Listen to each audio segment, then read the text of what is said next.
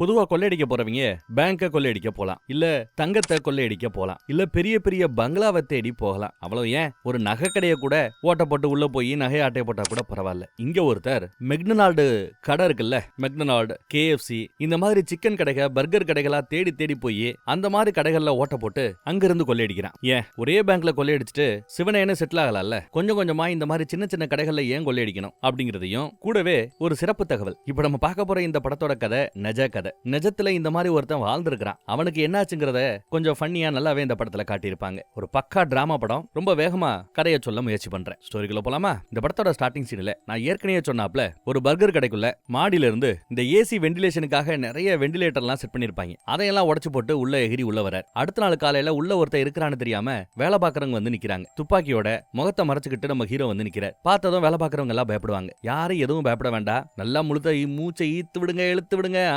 இப்படி இப்படின்னு சொல்லிட்டு இருக்கிறான். அப்புறம் நீங்க எல்லாம் கோட் வச்சிருப்பீங்களே, அந்த கோட் எடுத்து போட்டுக்கங்க, சொட்டர் எடுத்து போட்டுக்கங்கறாப்ல. ரெண்டு லேடிஸ் சொட்டரோட வந்திருக்குது. ஆனா இவன் சொட்டர் எடுத்துட்டு வரலங்க. சரி பரவாயில்ல விடு, கொஞ்ச நேரம் உள்ள இருன்னு எல்லாரையும் கொண்டு போய் அங்க இருக்கிற ஃப்ரீசர் ரூமுக்குள்ள அடைக்கிறான். இந்த ஃப்ரீசர்ல தான் ஜன்னலுகள்லாம் இருக்காது, கத்த முடியாது, கத்துனாலும் வெளியில கேட்காது. உள்ள நிறைய சிக்கனை ஃப்ரீஸ் பண்ணி வைக்கிறதுக்காக இந்த ஃப்ரீசரை பயன்படுத்துவாங்க. அதுக்குள்ள இந்த மனுஷங்களை அடைச்சு வச்சுட்டு நான் கொள்ளையடிச்சிட்டு வெளியில போனதுமே போலீஸுக்கு போன் பண்ணி சொல்லிடுவேன், அவங்க உங்களை வந்து காப்பாத்துவாங்க, கொஞ்ச நேரம் தான் தாக்குப்பிடிங்க அப்படின்னு சொல்றாரு. ஆனா அந்த பையன் ரொம்ப ஐயோ குளிர்தே அப்படிங்கிறாப்ல நம்ம பயில பாப்பான். டே வேணாண்டா அப்படி பாக்காதரா அப்படின்னு சொன்னாலும் கேட்காம பாக்க சரி ஒளிஞ்சு போன்னு இவர் போட்டிருந்த சொட்டரை அவங்கிட்ட கொடுக்குறார். காதும் குளிருது, உங்க மாஸ்க கொடுத்தீங்கன்னு கேட்க அட போடான்னு கதவை சாத்திட்டு இங்க இருக்கிற லாக்கர்ல இருந்து பணத்தை எடுக்கிறார். ஒன்னும் பெருசா இல்ல, ஒவ்வொரு வாரமும் அந்த வாரத்தோட மொத்த கலெக்ஷனுமே லாக்கர்ல வச்சிருப்பாங்க. திங்கக்கிழமை காலையில தான் அந்த பணத்தை எடுக்கிறதுக்காக வருவாங்களா. அவங்க காலையில 11 மணிக்கு பணத்தை எடுக்க வருவாங்கன்னா இவன் ஞாயிற்றுக்கிழமை நைட்டே உள்ள வந்து செட்டில் ஆயிட்டு திங்கக்கிழமை அதிகால வேலையில மொத்த பணத்தை எடுத்துட்டு போயிடுவான் போல தெரியுது. அதே சமயம் பர்கர் வாங்குறதுக்கு அங்க ஒரு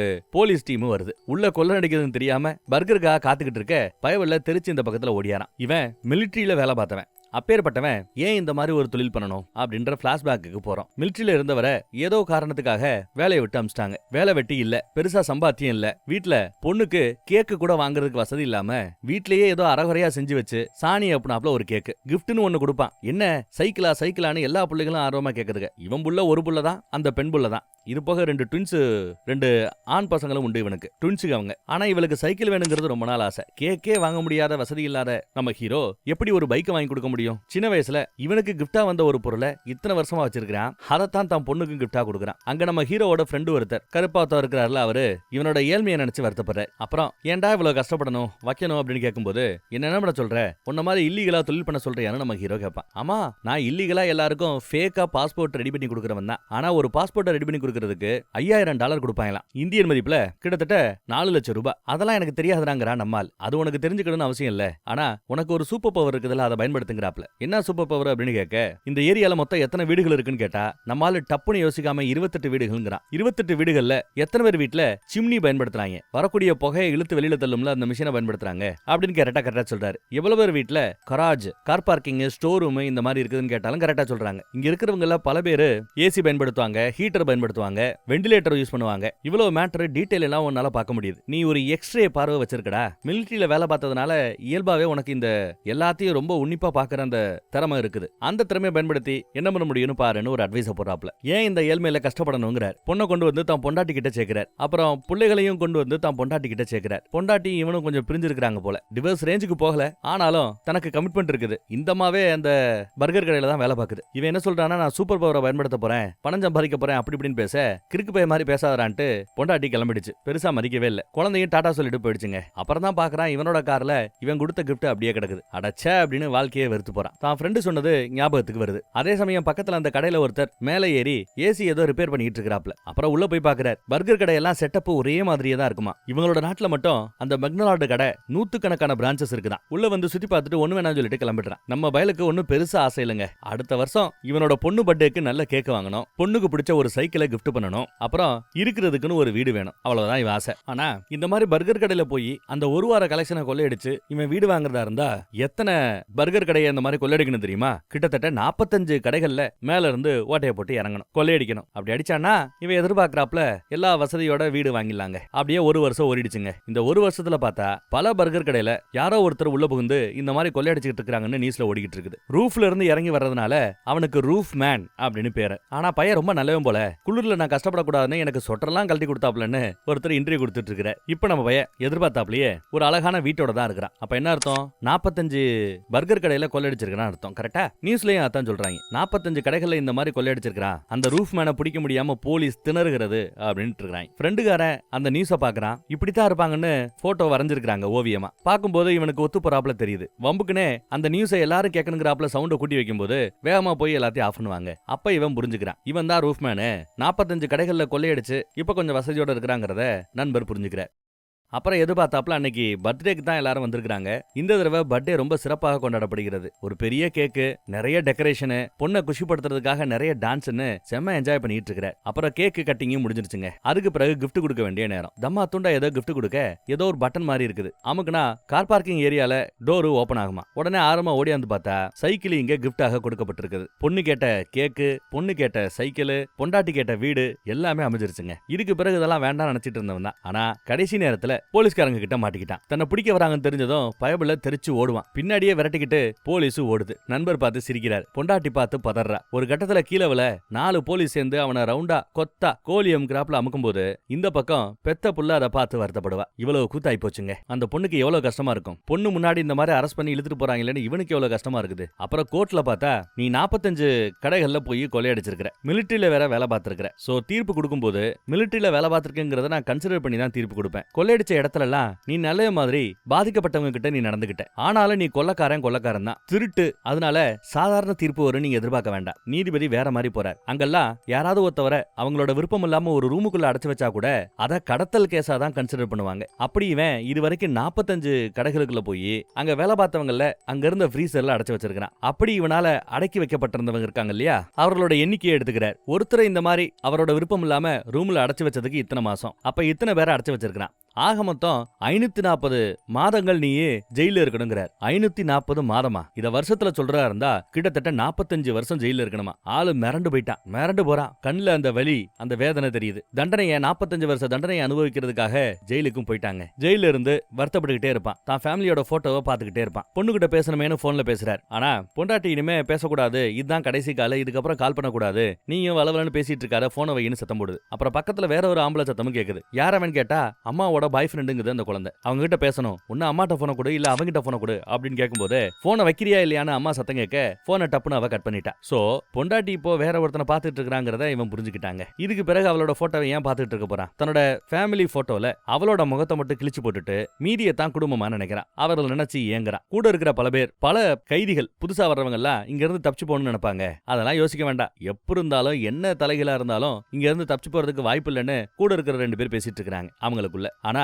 அவங்கெல்லாம் பார்க்க தவறின பல விஷயங்களை நம்மால் நோட் பண்ணுவான். ஒவ்வொரு நாளும் ரொட்டீனா பழக்கப்பட்ட விஷயங்கள் என்னெல்லாம் நடக்குதோ அதை அங்க இருக்கிற ஆட்களும் பழகிடுவாங்க. இங்க இருக்கிற கைதிகளும் சரி, போலீஸும் சரி, வந்து போகக்கூடிய ஆட்களும் சரி, எல்லா பேரும் அந்த ரொட்டீனுக்கு பழகிடுவாங்க.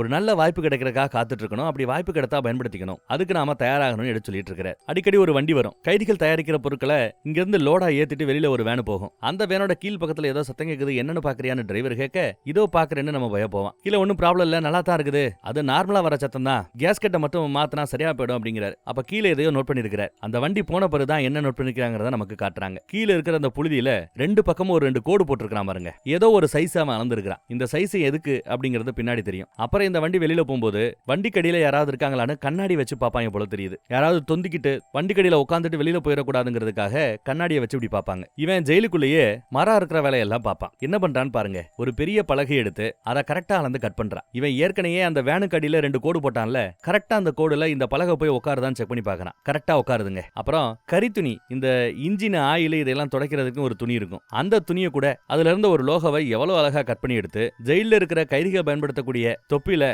கலர் அடிச்சு அழகா தொப்பியை மாத்துறான். அப்புறம் அதை வச்சு விதவிதமா தச்சு டிரெஸ்ஸையும் ரெடி பண்ணிக்கிறான். அப்படித்தான் அன்னைக்கு வழக்கம் போல அந்த வண்டி லோடு ஏத்துறதுக்கு வரும். நம்மால் தான் வண்டியை நிப்பாட்டிட்டு லோடெல்லாம் ஏத்துறான். லோடெல்லாம் சரியா இருக்கு தம்பி, சரி தம்பி நான் கிளம்புறேன்னு டிரைவர் கிளம்புவார். கரெக்டா அவர் உள்ள ஏறி உட்கார்ந்ததும் இவன் ரெடி பண்ணி வச்சிருந்த அந்த பலகை எடுத்துட்டு வண்டிக்கு அடியில விறுவிறுன்னு உள்ள போய் அப்படியே ஒரு சொருகுறாங்க. ஏற்கனவே அளந்தது எப்படி இருக்குன்னா ஒரு ஃப்ரேம் மாதிரி இருக்குது. அதுக்குள்ள ஒரு பலகையை ஈஸியா சொருகி வைக்கலாம். கரெக்டான சைஸ் இருந்தா அப்படி ஒரு பலகை எடுத்தா போதும். அழகா சொருகி வச்சுக்கிட்டு அதுக்குள்ள போய் ஜம்முன்னு உட்காந்துட்டான். இப்ப வண்டி செக்யூரிட்டி செக்கிங்க்கு நிக்குது. கையில கண்ணாடியோட கீழே செக் பண்ணுவாங்கன்னு தெரியும். அப்படி அவங்க அளந்து செக் பண்ணும்போது கீழே இருக்கிற பலகை தான் தெரியும். அது ஏதோ அதுல கூட பெயிண்ட் அடிச்சிருக்கான்னு நினைக்கிறேன். வண்டியோட பார்ட் அப்படின்னு நினைச்சிட்டு பாத்துக்கிட்டு இருப்பாங்க. அந்த பலகைக்கு பின்னாடி ஒளிஞ்சிட்டு இருக்கிற இவனை அவங்க பாக்குறதுக்கு வாய்ப்பு இல்ல. அழகா அங்க இருந்து வெளியில தப்பிச்சு போறாங்க. வண்டி போயிட்டே இருக்குது. அவசரப்படல, உடனே குதிக்கணும் வைக்கணும் எல்லாம் நினைக்கல. ஒரு ஆள் இல்லாத இடத்துல நிக்கணும்னு காத்துக்கிட்டு இருந்தா கரெக்டா நிக்கவும் செய்யுது. ஏன்னா டிரைவருக்கு உச்சா போகணும் போல அர்ஜென்ட். டிரைவர் உச்சா போறதுக்கு இறங்கின சமயத்துல சத்தமே இல்லாம இறங்கி வீலுக்கு அந்த பக்கத்துல சேஃபா ஒளிஞ்சுக்கிறான். அவர் உச்சா முடிச்சிட்டு இந்த பக்கம் வரும்போது இவன் அந்த பக்கம் ஓடிடுறான். ஆனா அவர் ஏறும்போது கண்ணாடியில மாட்டிக்க கூடாதுன்னு எப்படி தூங்கிட்டு இருக்கான்னு பாருங்க. கரெக்டா ஒரு டேர்னிங்ல திரும்பும் போதுதான் கண்ணாடி அது பிளைண்ட் ஸ்பாட்னு சொல்லுவோம். கரெக்டா வண்டிக்கு பின்னாடி ஓடியாந்து காட்டுக்குள்ள போய் எஸ்கேப் ஆயிட்டான். அப்புறம் முத வேலையா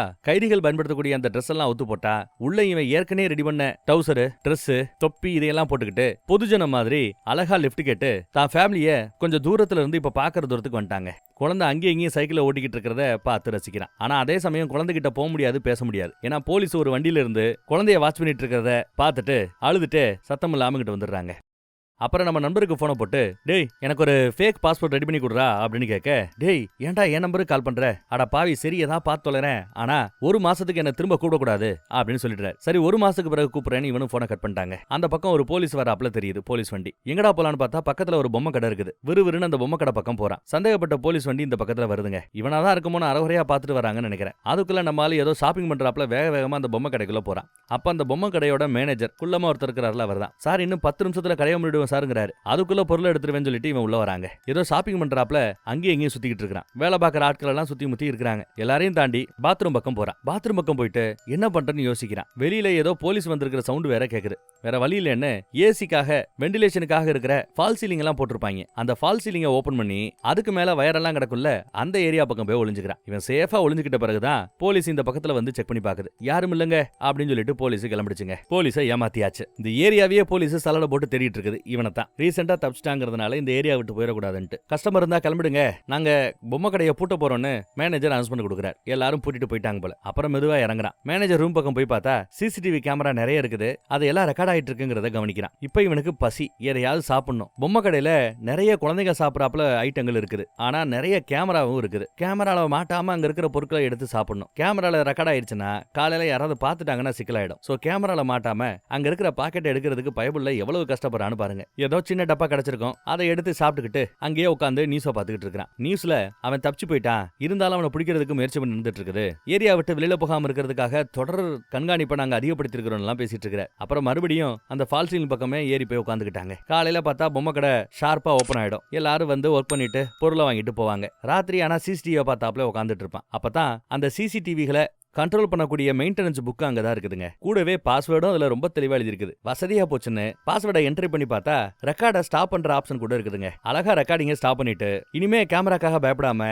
ஜம்முன்னு உள்ள போய் பிடிச்சதெல்லாம் எடுத்து சாப்பிடுறான். அப்புறம் அங்க ரவுண்டா ஒரு பேனர் ஏதோ வச்சிருப்பாங்க. அந்த பேனரோட உள்பக்கத்தை யாருமே கவனிக்கல. வசதியா போச்சுன்னு ஒரு பெட் எடுத்து போட்டு அந்த பேனரோட உள்பக்கத்துல படுத்துக்கிறான். அவன் சைஸுக்கு ஒத்து போற சின்ன பசங்க போடக்கூடிய ஷூ எடுத்து போட்டுக்கிறது. கேலண்டரை எடுத்து வச்சுக்கிட்டு அடுத்து நம்ம நண்பருக்கு ஒரு மாசத்துக்கு பிறகு பேசணும்ல, அதை நோட் பண்ணிக்கிட்டு அந்த ஒரு மாசத்துக்காக காத்துட்டு இருக்கிறான். ராத்திரி யாரும் இல்லாதப்பதான் பாத்ரூம் பக்கம் வந்து குளிக்கிறது. வேலை பார்க்கறவங்க வச்சிருக்கிற ஷேவிங் செட் எல்லாம் எடுத்து ஷேவ் பண்ணிக்கிறது. அப்புறம் நியூஸை பாக்குறது. நியூஸ்ல அவன் நேரம் தப்பிச்சு போயிருக்கலாம், ஒருவேளை ஒரே இடத்துல கூட யாருக்கும் தெரியாம ஒளிஞ்சுட்டு இருக்கலாம், நாங்க முயற்சி பண்ணிட்டு தான் இருக்கிறோம் இருக்குது ஒரு லேடி. ஷெரீஃப் அவங்க தான் போல தெரியுது. அப்புறம் இங்க குழந்தைங்க பயன்படுத்தக்கூடிய சிசிடிவி கேமரா மானிட்டர்லாம் இருக்குங்க, பொம்மை மாதிரி. அந்த சிசிடிவி கேமராக்களை அந்த பொம்மை கேமராக்களை அழகா மேனேஜரை பார்த்தாப்ல அங்கே எங்கேயும் ரெண்டே செட் பண்ணிட்டு மானிட்டர்ல வாட்ச் பண்றான். எஸ், அவங்க பேசுறதை கேட்க முடியுது, பார்க்க முடியுது. இதை விட என்ன வேணும்? இவனும் உள்ளே தான் இருக்கிறாங்கிறதுனால சின்ன ரேஞ்ச் தான், சில அடி தூரத்துல தான் இருக்கிறான் பின்னாடி. அதனால இதெல்லாம் பார்க்க முடியும், பொம்மைகள்லயே ஒர்க் ஆகும். அந்த சமயம் அங்க வேலை பார்க்குற ஒரு லேடி, நம்ம படத்தோட ஹீரோயின் இவங்க தான். அவங்க சனி ஞாயிறு லீவ் வேணும்னு கேக்குறாங்க. அவன் ரிலீவ் கொடுக்க மாட்டேங்கிறாப்ல.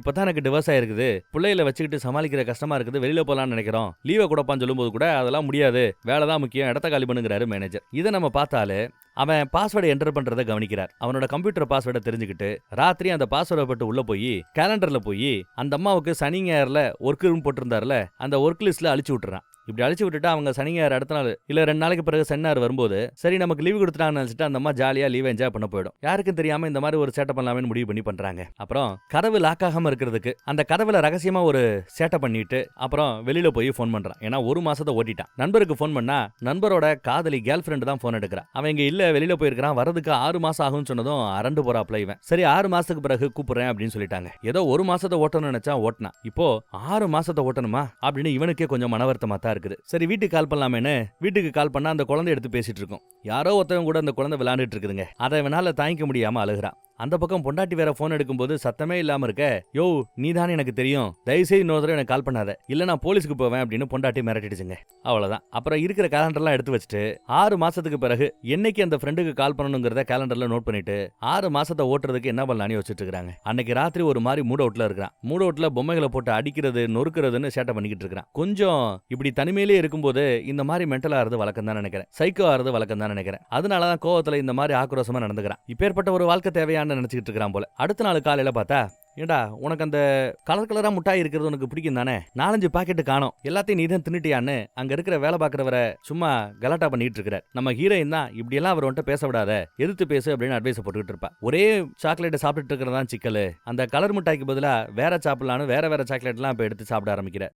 இதுக்கு மத்தியில பக்கத்துல இருக்கிற சர்ச்சில் இவ குழந்தைகளுக்காக, எதுவும் இல்லாத குழந்தைகளுக்காக பொம்மைகள் எல்லாம் கலெக்ட் பண்ணி கொடுக்குற வேலை பார்த்துட்டு இருக்கலாம். நீ சர்ச்சுக்கு வரணும்னு கூப்பிட்டா மேனேஜர் வர முடியாதுங்கிறாரு. சரி வரலனா பரவாயில்ல, ஏதாவது பொம்மைகளை டொனேஷன் பண்ணலாம் கேட்டா அதையும் தர முடியாதுங்கிறாரு. எப்பா இந்த ரீப்ளேஸ்மெண்ட் வேலை செய்யலன்னு வந்து ரிட்டர்ன் வந்து அந்த பொம்மைகளை கூட கொடுப்பா அப்படின்னு கேட்டா கூட அதுவும் முடியாதுங்கிறான். குப்பையில போட்டான் அந்த பேனர், அந்த போஸ்டரை. இருந்தாலும் அதை பார்த்துட்டு நம்ம பய பொறுக்க முடியாம சந்தேகத்துக்கு இடமில்லாம அங்கங்க சில பொம்மைகளை எடுத்துக்கிட்டு அந்த சர்ச் பக்கம் போய் யாருக்குமே தெரியாம அங்க வச்சுட்டு போக பார்ப்பாங்க. என்னப்பா குப்பையை வைக்கிறியான்னு ஒரு பாட்டிமா வந்து விசாரிக்குது. குப்பை இல்லைங்க பொம்மைங்கன்னு சொன்னதும், அப்ப வாப்பா உள்ள வாப்பா அப்படின்னு உள்ளேயே கூட்டிட்டு போறாங்க. உள்ள பார்த்தா சர்ச்சில் நிறைய பேர் இருக்கிறாங்க. ஆட்டம் பாட்டம் வேண்டுதல் அப்படின்னு ரொம்ப சந்தோஷமா நல்லா போய்கிட்டு இருக்குது. வானம் உள்ள நிக்க வச்சாச்சு. நியூஸ்ல இவன் தப்பிச்ச ஒரு 3 நாளைக்கு இதை பத்தி பேசினாங்க. அப்புறம் ஒரு வாரம் பேசினாங்க. அப்புறம் அப்படியே ஸ்பீச் குறைய ஆரம்பிச்சிச்சு. அப்புறம் வேற நியூஸ் எல்லாம் பேச ஆரம்பிச்சாங்க. ஒரு ஸ்டேஜுக்கு பிறகு இவன் நியூஸ் டிவில வரதே இல்ல. எல்லாருமே அந்த மேட்டரை மறந்துட்டாங்க போல. அதனால இவனும் கூட்டத்துக்கு பக்கத்துல இருந்து, கூட்டத்துக்கு மத்தியில இருந்து அந்த பொண்ணை பார்த்து ரசிக்கிறார். அப்புறம் ஒரு நல்ல சாப்பாடு கிடைக்க வெளுத்து கட்டிக்கிட்டு இருக்கிறா, சாப்பிட்டுட்டு இருக்கிற. சர்ச்சை சேர்ந்தவங்க, நல்லா சாப்பிடப்பா சாப்பிடுப்பா, இவ்வளவு பொம்மையை ரெடி பண்ணி கொடுத்த, பொம்மையை கலெக்ட் பண்ற டிபார்ட்மெண்ட் அந்த பொண்ணு தான் பாத்துக்கிட்டு இருந்தா, அவகிட்ட ஒன்னு அறிமுகப்படுத்தி வைக்கிறோம்னு கூப்பிடாப்ல. இவனுக்கு ஸ்டார்டிங்ல மனசு இல்லைனாலும் அடுத்து சரி பேசலாம் அப்படின்னு நினைக்கிறான். அறிமுகப்படுத்தி வைங்கிறான். அவங்களும் போய் அறிமுகப்படுத்தி வைக்கிறாங்க. ஏதோ ஒரு பேரை சொல்லி அறிமுகப்படுத்திக்கிறான். அப்புறம் அடுத்த ஏதோ சிங்கிள்ஸ் பார்ட்டின்னு ஒரு பார்ட்டி நடத்த போறாங்களா, அந்த பார்ட்டிக்கு வரணும்னு கூப்பிட்டு இருக்காங்க. இவனும் சரின்னு கிளம்புறாங்க. நிறைய சாக்லேட்டை தின்னுட்டு இருக்கிறதுனால பல்லுல ஏதோ பிரச்சனை, அதை சரி பண்றதுக்கு கிளினிக் பக்கம் எல்லாம் போயிட்டு அப்புறம் சிங்கிள்ஸ் பார்ட்டின்னு வர சொல்லி இருந்தாங்கல்ல, அந்த சிங்கிள் பார்ட்டிக்கு வந்திருக்கிற. இங்க இருக்கிற எல்லாருமே சிங்கிள்ஸ் தான். நம்ம ஹீரோயின் கூட விவாகரத்து வாங்கிட்டாங்க. 2 பிள்ளைங்க இருந்தாலும் சிங்கிள் தான். எல்லாம் பொண்ணுங்க, ஒரு 2 பசங்க தான் இருக்கிறானுங்க. என்ன பிடிக்கும் வைக்கும் இதை பத்தி எல்லாம் அவங்க பேசிட்டு இருக்காங்க. ஒரே பையன் தானோ, மீதி எல்லாமே பொண்ணுங்க மாதிரி தான் இருக்குது. என்னப்பா வேலை பாக்குறேன்னு கேட்டா கவர்மெண்ட்டுக்காக சீக்கிரட்டா வேலை பாக்குறதா சொல்றான். நல்ல கலகலன்னு பொண்ணுங்க கூட பேசுறது, வைக்கிறது, பழகிறது இதெல்லாம் பாக்குறதுக்கு ஹீரோயினுக்கும் இவனை பிடிச்சிருக்குதான். ஆனா ஹீரோயின் வேற மாதிரி நினைச்சிட்டாங்க. பார்ட்டியை முடிச்சுட்டு போற வழியில தான், எப்பா நீ கேயா அப்படின்னு கேக்குது. உனக்கு பொண்ணுங்க மேல விருப்பம் இல்லையா, பசங்க மேலதான் விருப்பம் தானே கேட்கும்போது, சேச்சே அப்படியெல்லாம் கிடையாது, ஏமா இந்த மாதிரி முடிவெடுத்துன்னு கேட்க, இல்ல பொண்ணுங்க மாதிரி நீ கலகலன்னு பேசுற வைக்கிற அதனாலதான் கேட்டேன் அப்படிங்கிறா.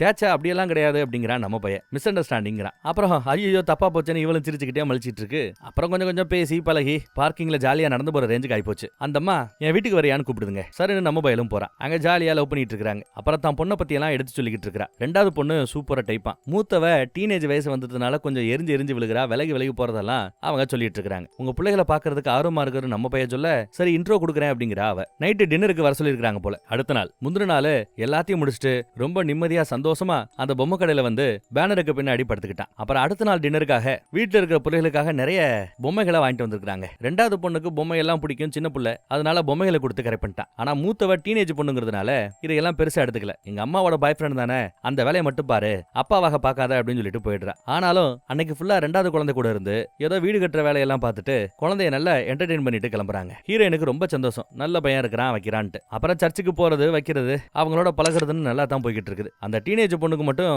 ஆகவே ஆகாது, அம்மாவுக்கும் பொண்ணுக்கும். இவன் பொம்மை கடையில் இருக்கிற விதவிதமான பொம்மை யூனிஃபார்ம் எல்லாம் போட்டுட்டு அந்த குழந்தைகளை என்டர்டெயின் பண்ணிக்கிட்டு இருக்கான். அங்க வேலை பார்க்குற ஒருத்தர் கொஞ்சம் பயந்த சுபாவம். 2 நாள் லீவ் வேணும்னு கேட்கறது கூட பயந்து தங்கி மேனேஜர்ட்ட பேசிட்டு இருப்பாப்ல. என்னடா அப்படின்னு கேட்டதும் ஒண்ணுமில்லன்ட்டு திரும்பி வந்துடுறான். இதையெல்லாம் நம்ம பையன் கவனிச்சுட்டு தான் இருக்கிறான். அப்புறம் நம்ம ஹீரோயின் வீட்டுக்கு அடிக்கடி வருது. அந்த 2வது பிள்ளைக்கு ஹேர் ஸ்டைல் எல்லாம் மாத்தி கொடுக்கறதுன்னு வாழ்க்கையே ஒரு மாதிரி நல்லா தான் போயிட்டு இருக்குதுங்க. அப்புறம் இவங்கிட்ட இருக்கிற அந்த 1-2 ட்ரெஸ்ஸை நல்லா கழுவி காய போட்டிருப்பான் ஹால் பக்கம். அப்புறம் குளிச்சிட்டு இருக்கும்போது அன்னைக்குன்னு பார்த்து நம்ம மேனேஜர் கடப்பக்கம் வந்தவர் பாட்டு கேட்டுட்டே ஜாலியா உள்ள வரார். இந்த பக்கம் வந்தவர் அவசரம் பாத்ரூம் போகணும்னு சொல்லிட்டு கதவை திறந்துட்டு வந்துட்டார் போல. இவன் பாத்ரூம் பக்கத்துல இருந்து வெளியில ஓடியாந்துட்டு துணிமணியை எடுத்துட்டு இருக்கும்போது நேர்ல அவர் பாத்துட்டார். ஐயோ அப்படின்னு பாத்துட்டு பதறிக்கிட்டு ஓடுறார். இல்லன்னு நம்ம போய் பின்னாடியே ஓடுறான். எல்லாத்தையும் தூக்கி அந்த பேனருக்கு பின்னாடி போட்டுக்கிட்டு ஒரு ஜம்ப் அடிச்சு பின்னாடி போய் ஒளிஞ்சுக்கிறாங்க. இவன் செட் பண்ணி வச்சிருக்கிற அந்த கேமரால என்ன நடக்குதுன்னு கவனிக்கிறான். அலாரம் வேற அடிக்க ஆரம்பிக்குது. இவர் தான் போய் அலாரத்தை ஆன் பண்ணிருப்பார் போல. அடுத்து போலீஸ் வருதுங்க. ஆனா போலீஸ் ஏதாவது இங்க திருடு போயிருக்கான்னு கேட்டா இல்லங்கிறாப்ல. யாரப்பா பார்த்தா என்னப்பா ட்ரெஸ் போட்டு இருந்தான்னு கேட்டா அவன் ட்ரெஸ்ஸே போடல சொல்லுங்களேங்கிறாப்ல. இதெல்லாம் கனவா இருக்குமோ?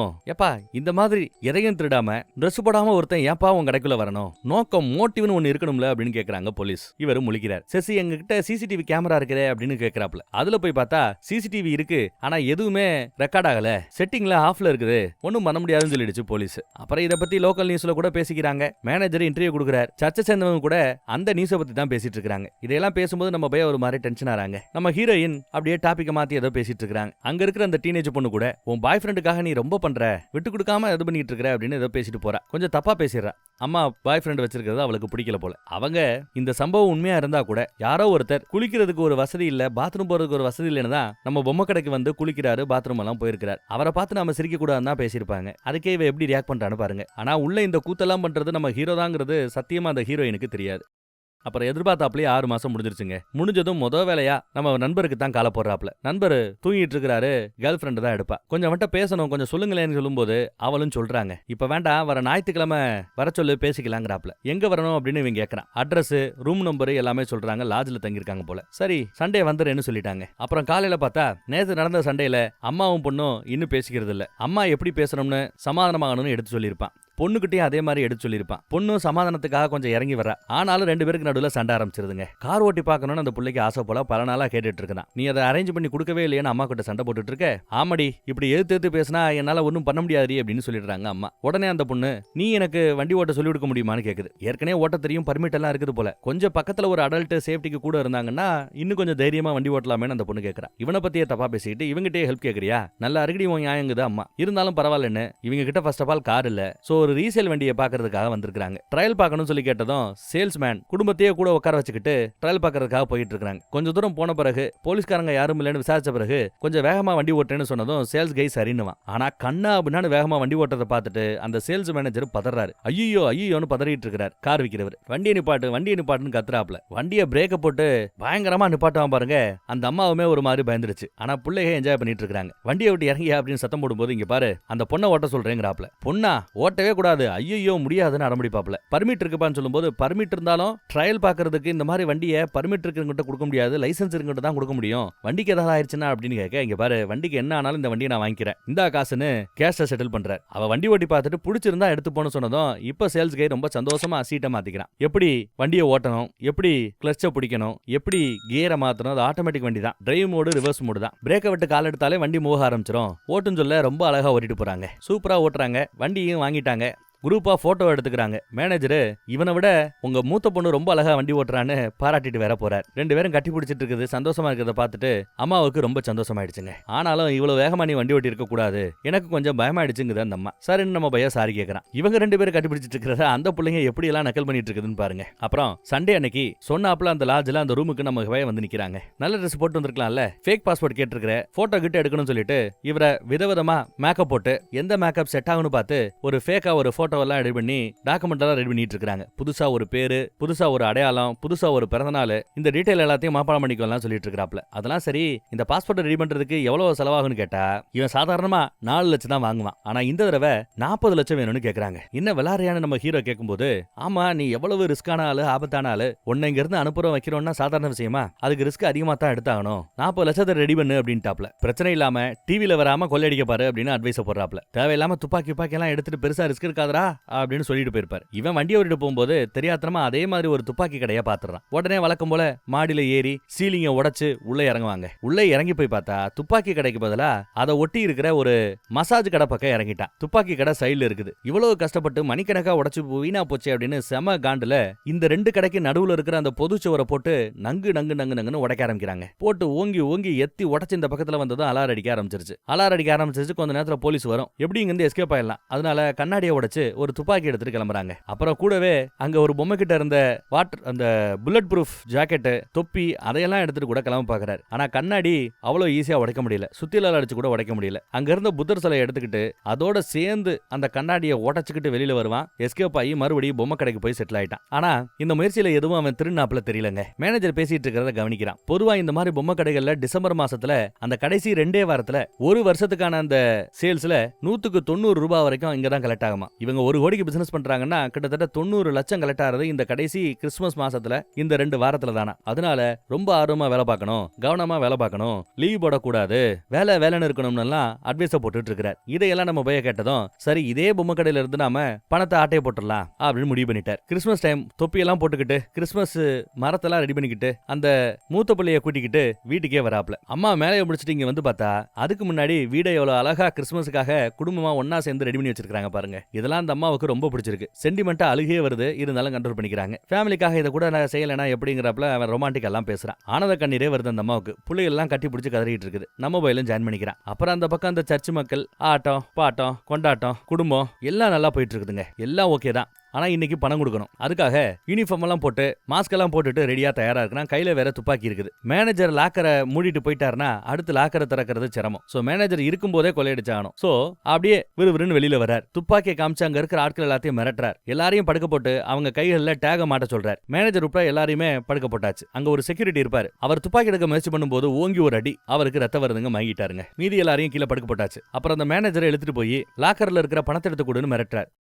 அவரு வேற வழி இல்லாம அங்க இருக்கிற பணத்தெல்லாம் எடுத்து கொடுக்குறாருங்க. ஆனா அந்த பய நம்ம மேனேஜர் கொள்ளை முயற்சி ஏதாவது நடக்கும்போது பணத்தை இந்த மாதிரி எவனாவது கொள்ளையடிக்க வரும்போது அவன் மூஞ்சில மசாலா பொடி படுறாப்புல ஒரு செட்டப்பை ரெடி பண்ணி வச்சிருந்திருக்கான். இப்ப பதட்டத்துல மறந்து போய் இவனே பணத்தை எடுக்க வைக்கும் போது அந்த மிளகா பொடி அவர் மூஞ்சிலேயே பட்டு ஐயோ எரியுதுன்னு கத்திக்கிட்டு இருக்கிறார். தப்பிச்சு ஓடலான்னு பார்த்தா அந்த செக்யூரிட்டி ரத்தக்கரையில இருக்கிறான். அப்படியே விட்டு போகாத, ஆம்புலன்ஸுக்கு போன் பண்ணு அப்படின்னு சத்தம் போடுறான் ஒருத்தன். அந்த பயந்த ஒருத்தன் இருப்பான்ல அவன் தான். அப்பயும் இவன் முடியாதுங்கிற ரேஞ்சுக்கு போகும்போது இவ்வளவு மோசமான இருக்காத ப்ளீஸ் அப்படின்னு கத்துவாப்ல. புள்ளி பண்ணாதடா டே புள்ளி அப்படின்னு கத்துவாப்ல. சரின்னு இவனும் போன் பண்றதுக்காக அந்த லேண்ட்லைன் நம்பரை எடுப்பாங்க. திரும்பி பார்த்தா நம்ம ஹீரோயின். இவன் கண்ணை பார்த்தே நாம இவன் யாருங்கிறத கண்டுபிடிக்கிறோம். அந்தம்மா கண்டுபிடிக்காதா என்ன? பார்த்துட்டு தெரிச்சு ஓடுது. இவங்கிறது தெரிச்சு இந்த பக்கம் ஓடுறான். அப்புறம் என்ன, போலீஸுக்கு செய்தி வந்திருக்கும். போலீஸ் இங்க வந்து விசாரணை அது இதுன்னு வருது. ஆம்புலன்ஸ்ல அடிபட்டவங்க எல்லாத்தையும் ஏத்திட்டு போய்கிட்டு இருக்காங்க. மசாலா பொடி எல்லாத்தையும் கிளீன் பண்ணி விட்டாச்சு. மேனேஜர் சந்தோஷமா சிரிச்சு தான் பேசிட்டு இருக்காரு. யாருக்கிட்ட? கூட இருக்கிறவங்க கிட்ட. புள்ளி பண்ணாதடா நீ எல்லாம் நல்லவனா அப்படின்னு கேட்ட பாத்தியா, அவ்வளவு தைரியமாடா உனக்குன்னு பாராட்டுறாரு மேனேஜர். இந்தம்மா அவனை யாரு என்னன்னு தெரியுமா?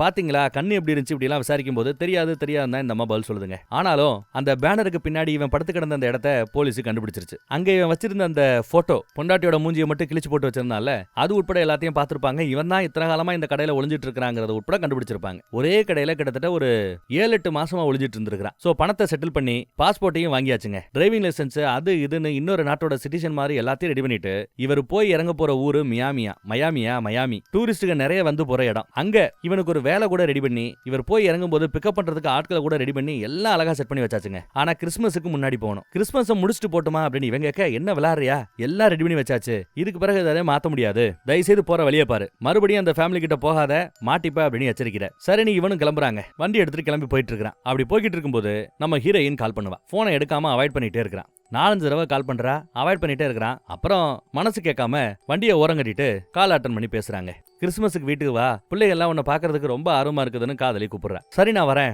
அப்படின்னு இவனும் ஒத்துக்கிறான். இவனுக்கு அழுக வருது. கடைசியா ஒரு தடவை பார்த்து ஒரு குட் பை சொல்லிட்டு போகலாம் அப்படின்னு நினைக்கிறான். வண்டியை திருப்பிட்டு அவளை பாக்குறதுக்காக வீட்டுக்கு வராங்க. வீட்டுல டெக்கரேஷன் எல்லாம் பண்ணி கரெக்டா தான் இருக்குது. துப்பாக்கி எடுத்துட்டு போக வேண்டான்னு துப்பாக்கியை காருக்குள்ளேயே வச்சுட்டு பலூனு பொம்மைகளை எடுத்துட்டு தான் உள்ள போறான். அவன் கரெக்டா வீட்டுக்குள்ள வருவான் பாருங்க.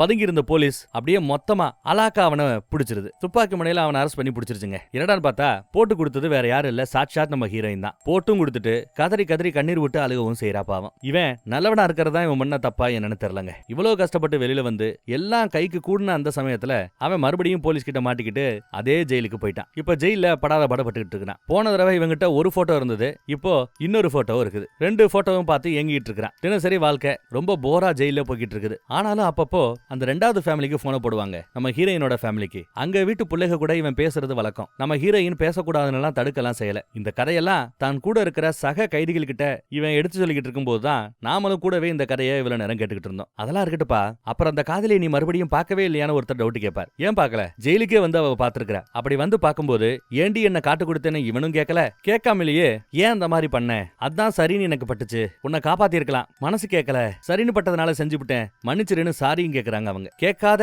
கேள்விக்கு அவன் எதிர்பார்த்த அந்த பதில அவன் கேட்காமையே இவ சொல்லிட்டா. அப்புறம் 2 பேரும் கட்டி பிடிச்சு கதறிக்கிட்டு இருக்காங்க, அழுதுட்டு இருக்காங்க. அவ்வளவுதான். இதுதான் அவங்க கடைசியா அங்க ஒன்னா பார்த்தது வச்சதெல்லாம். அப்புறம் இந்த கதையோட உண்மையான நாயகன் ஜெஃப்ரி மான்செஸ்டர். இவர் அதன் பிறகு 2 முறை ஜெயில இருந்து தப்பிக்கிறதுக்காக முயற்சி பண்ணிருக்கிறார். 2009வது வருஷம் முயற்சி பண்ணிருக்கிறார். அப்புறம் ஒரு 8 வருஷத்துக்கு பிறகு 2017ல தப்பிக்கிறதுக்கு முயற்சி பண்ணிருக்கிறார். 2 முறையும் அவர் தப்பிக்கல, மாட்டிக்கிட்டார். இந்த பக்கம் நம்ம காதலியோ இன்னொருத்தவனை கண்டுபிடிச்சு கண்டுபிடிச்சு கல்யாணம் பண்ணிக்கிட்டு நல்லபடியா வாழ ஆரம்பிச்சிட்டாங்க. கல்யாணம் ஆன பிறகு கூட இந்த முதல் சந்திப்புக்கு பிறகு இந்த ஜெயில இந்த அம்மா போய் பார்த்துச்சுல, அந்த சம்பவத்துல இருந்து ஒரு 10 வருஷத்துக்கு பிறகு மறுபடியும் ஒரு முறை அவனை ஜெயில போய் அந்த காதலி பார்த்திருக்கிறா. இப்பயும் நம்ம ஹீரோ அதே ஜெயில தான் இருக்கிறாப்ல. அவருக்கு நன்னடத்தை காரணமா இப்ப ரிலீஸ் பண்ண போறாங்களாம். எப்போ 2036வது வருஷத்துல. அப்ப இன்னும் 9 வருஷம் அவர் ஜெயில இருக்கணும் தான் போல. அப்புறம் தான் ரிலீஸ் நினைக்கிறேன். பரவல்ல வரதுக்கு வாய்ப்பு இருக்குது. இப்ப ஜெயில லைப்ரரியனா வேலை பார்த்துட்டு இருக்கிறார். இப்ப யாராவது கேட்டா தப்பிக்கிற ஐடியா இல்லைன்னு சொல்லிக்கிட்டு இருக்கிறாராம். இந்த உண்மையான ஹீரோவோட போட்டோவை அப்புறம் நமக்கு பின்னாடி காட்டுறாங்க. அப்புறம் ஃபேமிலி போட்டோ கூட ரியல் போட்டோ ரியல் போட்டோன்னு அடுத்தடுத்து நமக்கு அழகா காட்டுறாங்க. நல்லா இருந்ததுல. அப்புறம் நியூஸ்ல ரியல் நியூஸ்ல அந்த பீரியட்ல மக்கள் எப்படி எல்லாம் அதை பார்த்தாங்க வச்சாங்க, அந்த நியூஸ் எல்லாம் எப்படி ஓடிக்கிட்டு இருந்துச்சுன்னு அதை பத்தி எல்லாம் அந்த ரியல் ஃபுட்டேஜ் ரியல் நியூஸ் எல்லாம் நமக்கு காட்டி கடைசியில படமும் முடியுதுங்க. வேற ஒரு நல்ல படத்துல மறுபடியும் சந்திப்போம். நம்ம வாட்ஸ்அப் குரூப்போட லிங்க் கீழே டிஸ்கிரிப்ஷன்ல இருக்குது. நான் பேசும்போது கூட இங்க என் ஸ்கிரீன்ல வரும். விருப்பப்படுறவங்க கிளிக் பண்ணி ஜாயின் பண்ணிக்கங்க. என்ன சேனல்ல என்ன வீடியோ போட்டாலும் அதோட யூடியூப் லிங்க் நம்ம வாட்ஸ்அப் குரூப்ல கொடுக்குறோம். சோ நீங்களும் மிஸ் பண்ணாம பாக்குறது கொஞ்சம் வசதியா இருக்கும். ஜாயின் பண்ணிக்கிறீங்களா? தேங்க்யூ.